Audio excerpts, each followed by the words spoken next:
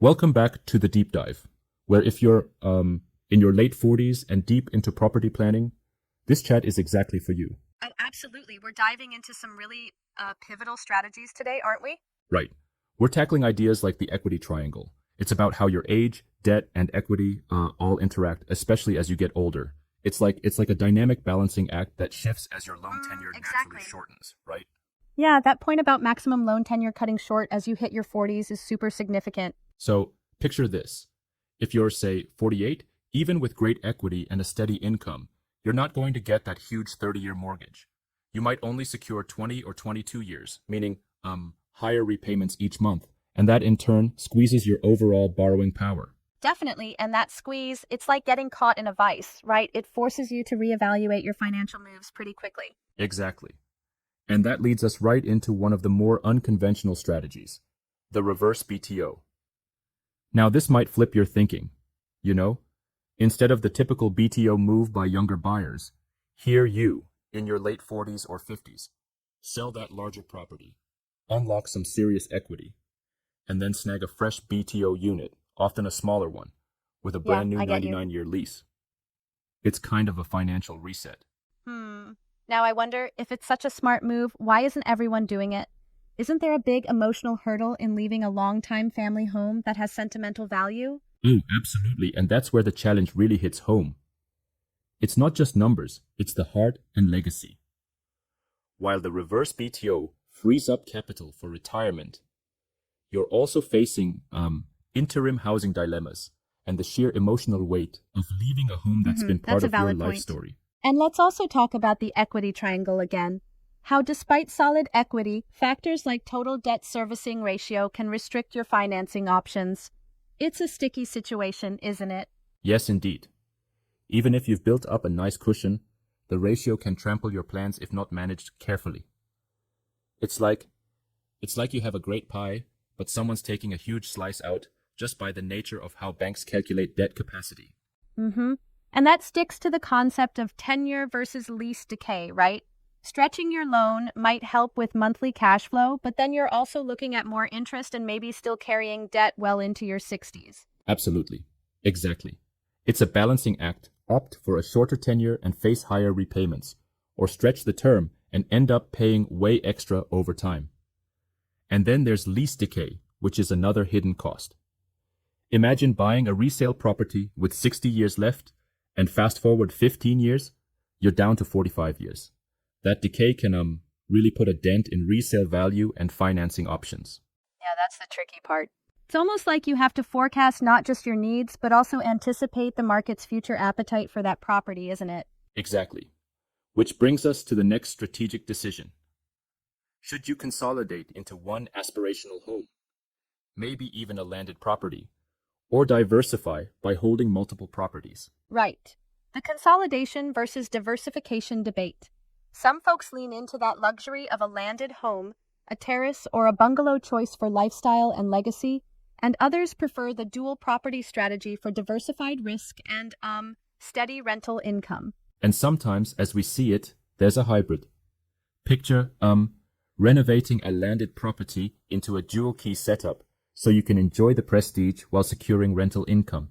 It's a brilliant, albeit complex maneuver for wealth preservation and growth. I like that idea. However, I wonder, given the complexities, isn't there a risk of overextending oneself trying to manage multiple properties at this stage? Sometimes consolidation might actually be the safer bet, don't you think? That's a fair critique. It really depends on your personal appetite and market conditions. Consolidation offers simplicity and a stronger lifestyle appeal, while diversification spreads the risk. It's a classic risk-reward trade-off that's highly personal. Absolutely, it's a tough call.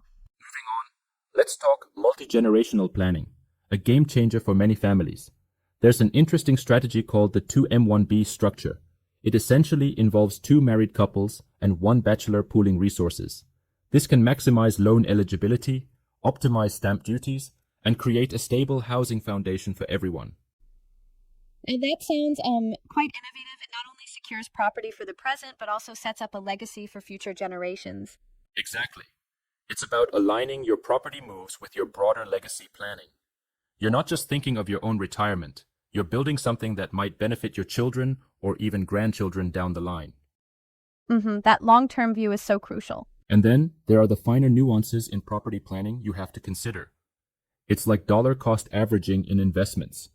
The idea of making consistent, disciplined moves rather than trying to time the market perfectly. Right, and we also can't ignore that quantum gap between new launches and resale properties. Sometimes paying a premium now can translate to significant growth later, but resale may offer stronger immediate value under the right conditions. Yes, and let's not forget about something called the harmonized layout effect. Today's buyers, they crave flexibility in their living spaces. A rigid layout might work for you now, but down the line, it could become a hurdle if you ever decide to sell. Flexibility equals future-proofing, for sure. And when we zoom out from all these details, it really narrows down to a fundamental tension: growth versus preservation. Exactly. In your 40s, you're constantly weighing the desire for asset growth against the need to protect and preserve what you've built. If you misjudge your timing, your loan sustainability, or your exit strategy, you could potentially jeopardize your future That's security. the high-stakes game here. But think about it. If you get these elements right, you're not just safeguarding your finances, you're setting yourself up for a comfortable retirement and a potential legacy that lasts beyond your years. Right on. And that's what's so compelling. Property planning isn't merely about acquiring an asset. It's about crafting a life that offers security, legacy, and yes, a certain Absolutely, peace it's of about mind. making your property work for you. And of course, the right expertise can make all the difference here. Firms like M Associates specialize in these very strategies. From restructuring portfolios to planning a reverse BTO or mapping out that legacy strategy with precision. It's like having an experienced navigator on a rather unpredictable journey. Do you think the current market dynamics in Singapore make these strategies more urgent now? Oh, for sure. With changing financing norms and lease decay dynamics, there's a heightened urgency to plan strategically and act before the market shifts further. It's all interlinked Yep, with your the timing long-term couldn't be more objectives. crucial. So when we talk about a reverse BTO, for example, it's not just a financial move. It's also about rethinking lifestyle. It's about embracing a modern, low-maintenance life without that constant lease decay anxiety. Exactly. It's reframing downsizing. Rather than seeing it as a loss, think of it as gaining freedom, reducing upkeep burdens, and unlocking capital that can rejuvenate your It's a retirement smart fund. reset. Now, let's dive deeper into that idea of exits and liquidity. If you buy a resale with a decaying lease, you might face challenges when you eventually look to exit. Buyers might balk at what they perceive as a ticking clock on a property's longevity. Yeah, that's a critical aspect. Stretching your loan might help monthly cash flow now, but it might also tie you down for too long, making an exit strategy much harder later on. Exactly. So you really have to weigh that immediate cash flow relief against the long-term liquidity and marketability of your property. It's like trading one risk for another. And you've got to get that balance just right. It's all about the fine print. And in the end, it really all boils down to what your ultimate goal is. Is your property investment about building wealth for the future or serving your lifestyle needs now? That balance is delicate and so personal. Spot on. It's this blend of growth versus preservation. Get the timing, loan sustainability, and exit strategy wrong, and you risk your future security. Get them right, and you build not only a comfortable retirement, but also leave behind a solid legacy. So if you're in your late 40s and navigating these property decisions in Singapore, remember, don't go it alone. Leverage expertise, think strategically, and align every move with both your financial plan and your life's vision. And that's what the deep dive is all about. Helping you, step by step, craft a plan that suits your unique situation. Stay intentional, stay strategic, and always remember that your property should work for your life. Absolutely. Not the other way around. Thanks for joining us on this journey through the late 40s property playbook. Until next time, keep your plans clear and your goals higher.